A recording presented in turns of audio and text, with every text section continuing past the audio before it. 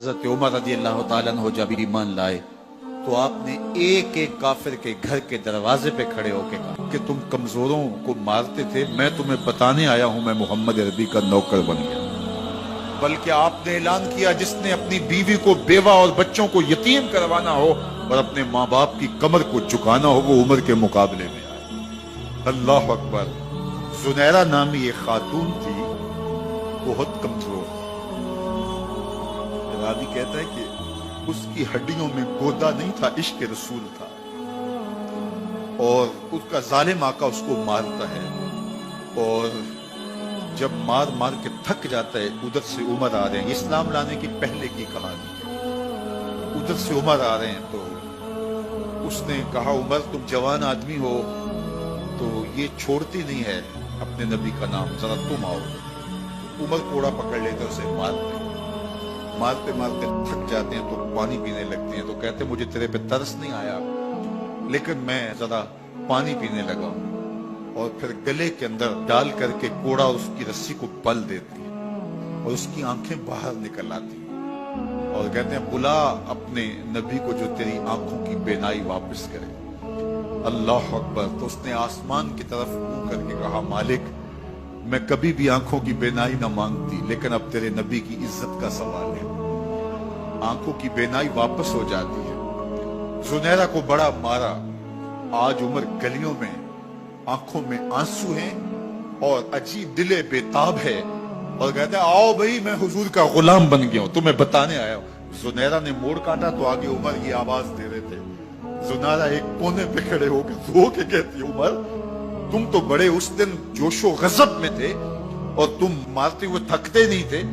تو عمر نے کہا زنیرہ اس دن میں نے دیکھا نہیں تھا، اب میں محمد عربی کو دیکھ آیا ہوں۔ جنہ ویکھیا نہیں ہو کرن گلاں، جنہ ویکھیا نہیں ہو کرن گلاں، جنہ ویکھیا ہو تے بول دے نہیں، جڑے محرم راز حقیقت دے اور راز حقیقت کھول دے۔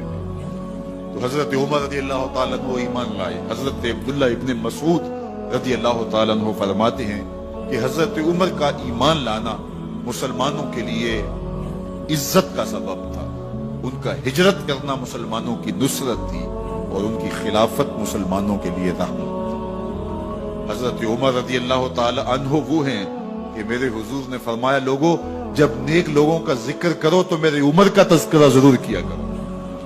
میرا عمر وہ ہے کہ جب وہ ایک سمت سے آ رہا ہو، ایک گلی اور بازار سے آ رہا ہو تو شیطان بھی آ رہا ہو، عمر کو دیکھ کے راستہ تبدیل کر دیتا ہے۔ حضرت عمر رضی اللہ تعالی عنہ کی طبیعت کے اندر جو چاہ و جلال تھا، طبیعت کے اندر جو سختی تھی، وہ اسلام کے اندر آ کر بھی قائم ہوئی، اور آپ نے وہی سختی، وہی چاہ و جلال جو پہلے مسلمانوں کے خلاف تھا اب کفار کے خلاف، منافقین کے خلاف حضرت عمر کی طبیعت کے اندر وہ جوش و خروش بدستور موجود رہا۔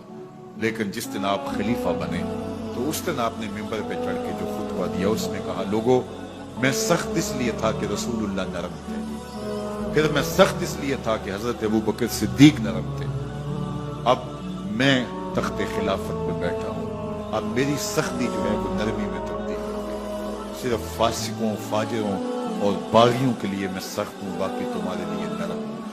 سب سے کم جو تنخواہ بیت المال سے اگر کسی وجود نے لی ہے تو وہ حضرت عمر رضی اللہ تعالیٰ عنہ، صرف 2 جوڑے لیتے تھے سال میں، اور راوی کہتا ہے کہ میں نے دیکھا ہے کہ اس میں بھی 17 پیبند لگے ہوتے تھے۔ حضرت عمر رضی اللہ تعالیٰ عنہ کا طرز زندگی، آپ کا انداز معاشرت اور آپ کا انداز خلافت، ہر لمحہ آپ کی زندگی کا اٹھا کے دیکھا، کتنی مرتبہ قرآن حضرت عمر کی رائے کے مطابق نازل ہوتا۔ اللہ تعالیٰ جل شانہ نے ان کو صاحب الہام بنایا تھا۔